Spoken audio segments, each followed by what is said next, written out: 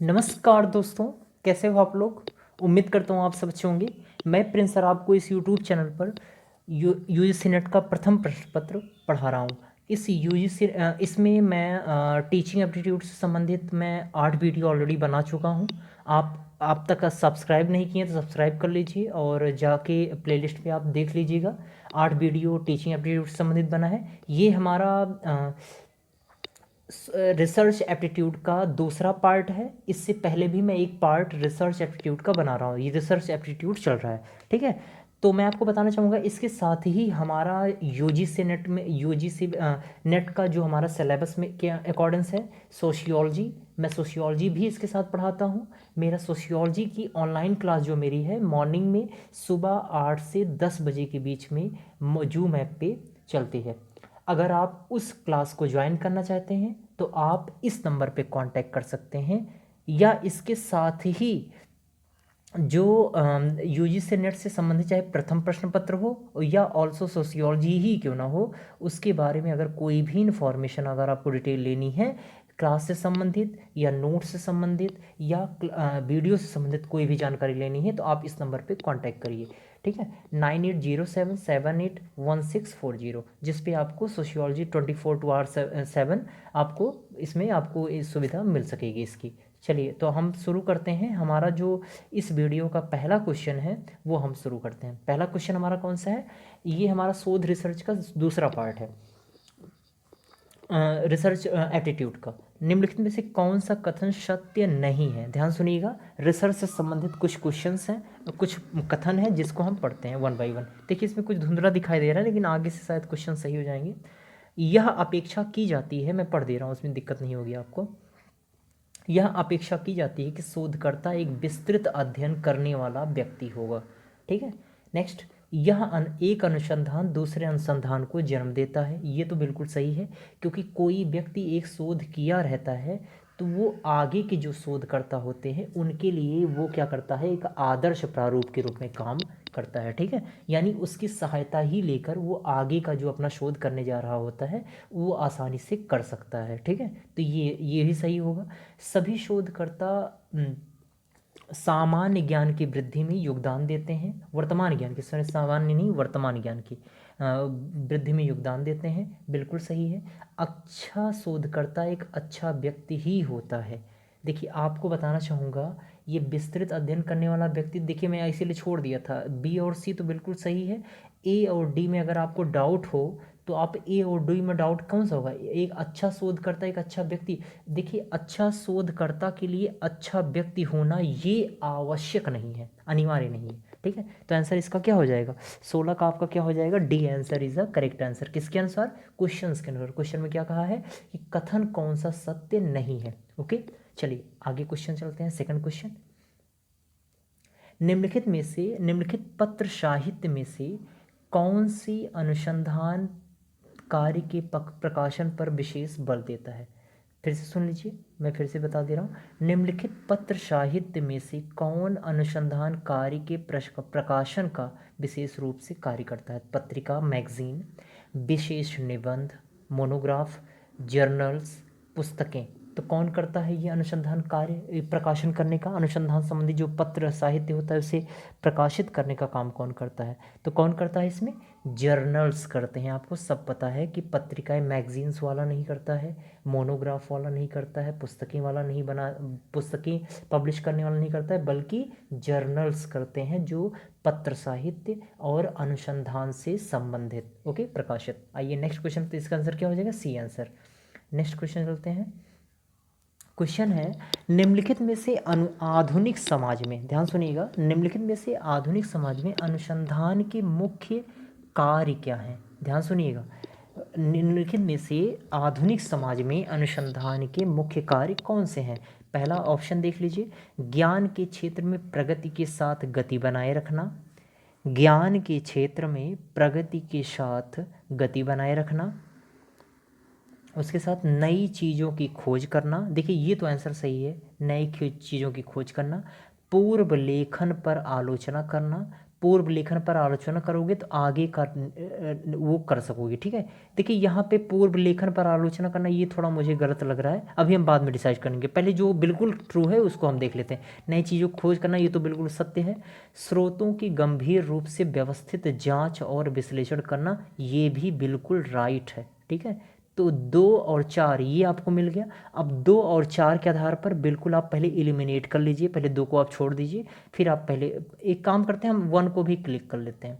ज्ञान के क्षेत्र में प्रगति के साथ गति बनाए रखना, ज्ञान के क्षेत्र में, ठीक है। तो 1 2 4 आंसर चेक कर लीजिए, तीन ऑप्शन है ही है सब में, 1 3 4, 1 2 4 देखो कहीं मिल रहा है, 1 2 4, 1 2 3, 2 3 4, 1 3, देखिए ये ए वाला आंसर, तो ए आंसर इसका क्या हो जाएगा, बिल्कुल करेक्ट हो जाएगा, ठीक है। मैं दोबारा आंसर लगा दे रहा हूँ, ठीक है। A answer is the correct answer. तो अनुसंधान के मुख्य कार्य कौन कौन से हैं, ज्ञान के क्षेत्र में प्रगति के साथ गति बनाए रखना, नई चीज़ों की खोज करना और स्रोतों की गंभीर रूप से सब व्यवस्थित जांच एवं विश्लेषण करना, ये होगा। नेक्स्ट क्वेश्चन चलते हैं, आइए।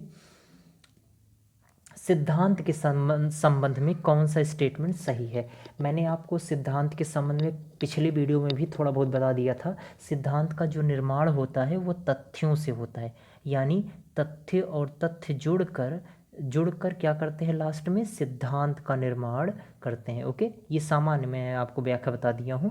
अगर इसके साथ ही आपको इसके बारे में और डीप अगर नॉलेज लेना है तो आप मेरे मटेरियल को देख सकते हैं, या मटेरियल के साथ साथ अगर आप ऑनलाइन क्लास ज्वाइन करना चाहते हैं जूम ऐप पे तो वहाँ पर भी आप देख लीजिएगा, क्योंकि आपको पता है कि हमारे सोशियोलॉजी में भी ये टॉपिक है और डीप एक बड़ा टॉपिक है इसका, और बहुत बड़ा रोल भी करता है हमारे एग्ज़ाम में।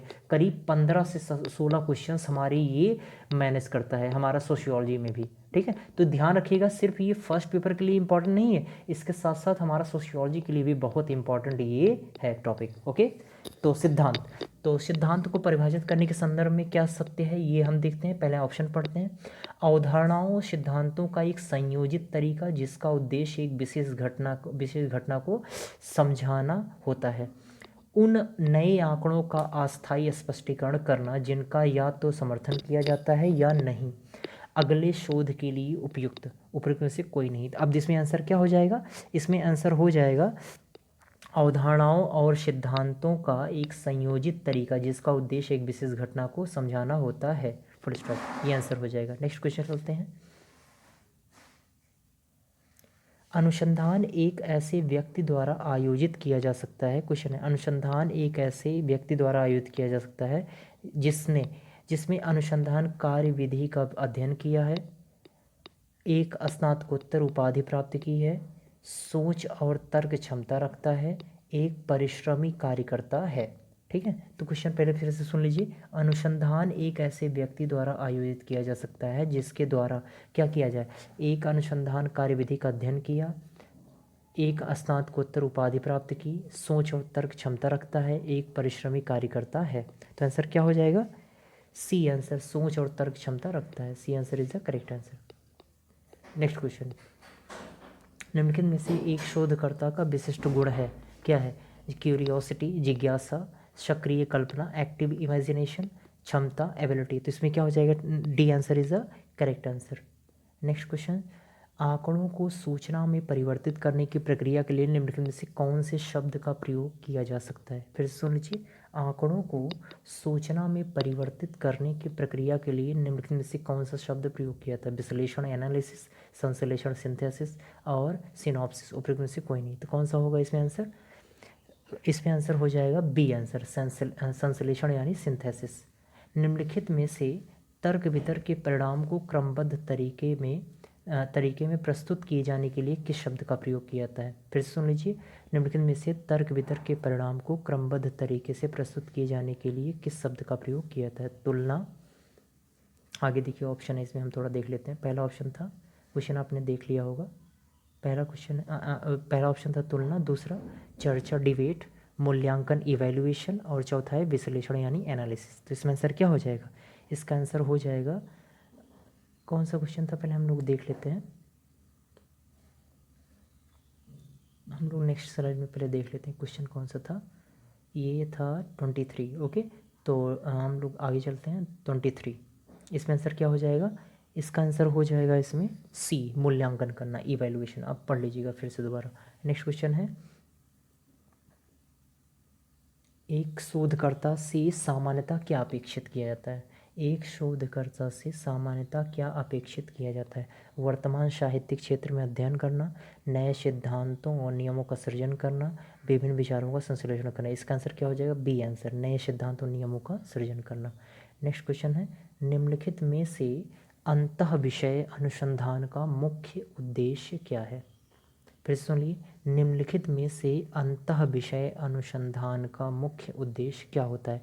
अनुसंधान के लिए समग्र दृष्टिकोण रखना, और अनुसंधान ज्ञान क्षेत्र में एक ही विषय पर बल देने के महत्व को कम करना, अनुसंधान की समस्याओं को सहज बनाना, अनुसंधान कार्यप्रणाली के क्षेत्र में नई प्रवृत्ति तैयार करना। तो आंसर क्या हो जाएगा? आंसर इसमें हो जाएगा अनुसंधान के लिए समग्र दृष्टिकोण रखना, ये आंसर हो जाएगा करेक्ट आंसर। नेक्स्ट क्वेश्चन, निम्नलिखित विशेषताओं में से अनुसंधान की अनिवार्य विशेषता कौन सी है? अनिवार्य विशेषता, पुनरावृत्ति, रेफ्लेक्टिविटी और जनरलाबिलिटी और यूजेबिलिटी। तो आंसर क्या हो जाएगा? सामान्यीकृत वाला आंसर, सामान्यीकरण। ओके, नेक्स्ट क्वेश्चन, किसी भी अनुसंधान की गहनता या डेप्थ को किसके द्वारा आंका जा सकता है? फिर से सुन ली, किसी भी अनुसंधान की गहनता या डेप्थ को किसके द्वारा आंका जा सकता है? अनुसंधान के शीर्षक द्वारा, अनुसंधान के उद्देश्यों द्वारा, अनुसंधान पर किए जाने वाले कुल व्यय द्वारा, अनुसंधान की अवधि द्वारा।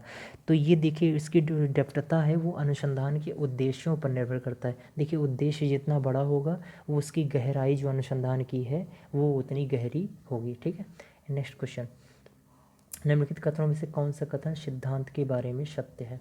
निम्नलिखित कथनों में से कौन सा कथन सिद्धांत के बारे में सत्य है? यह घटना को सरल ढंग से समझाता है, यह कैसे और क्यों जैसे प्रश्नों की व्याख्या करता है, यह एक सुव्यवस्थित व्याख्यात्मक प्रणाली हो सकती है। उपरोक्त सभी। कौन सा आंसर हो जाएगा इसमें? इसमें आंसर होगा आपका डी आंसर। ओके, घटना को सरल ढंग से समझाता है, क्यों कैसे जैसे प्रश्नों की व्याख्या करता है सिद्धांत, और सुव्यवस्थित व्याख्यात्मक प्रणाली हो सकती है। नेक्स्ट क्वेश्चन, और ये लास्ट नहीं, अभी ये एक बार और बचा है। निम्नलिखित में से सिद्धांत का कार्य क्या है? सिद्धांत का कार्य क्या है? वर्तमान ज्ञान का सारांश, भविष्यवाणी करना, घटनाओं की व्याख्या करना, सारे हैं इसमें आंसर। ओके, इसमें आंसर सारे होंगे। नेक्स्ट क्वेश्चन है, एक शोध अध्ययन की संभाव्यता प्रायः किस बात पर निर्भर करती है? लागत कारक पर, अनुसंधान का संचालन करने के लिए समय की आवश्यकता पर, शोधकर्ता के कौशल संग्रह पर, उपरोक्त सभी। क्या हो जाएगा इसमें आंसर? इसमें आंसर हो जाएगा डी आंसर, उपरोक्त सभी। ओके, लागत कारक पर, अनुसंधान का संचालन करने के लिए समय की आवश्यकता पर, शोधकर्ता के कौशल पर। ओके, तो आई होप आपको ये वीडियो अच्छा लगा होगा। अगर अच्छा लगा तो लाइक करें, शेयर करें, और जो भी सब्सक्राइब करें जो भी नए हैं, और बेल आइकन दबाना मत भूलिएगा। और सोशियोलॉजी से संबंधित और यूएसए नेट के प्रथम प्रश्न से संबंधित अगर कोई भी जानकारी आपको लेनी है तो आप इस नंबर पर कॉन्टैक्ट करिए, 9807781640। ओके, तो इस पर थैंक यू सो मच।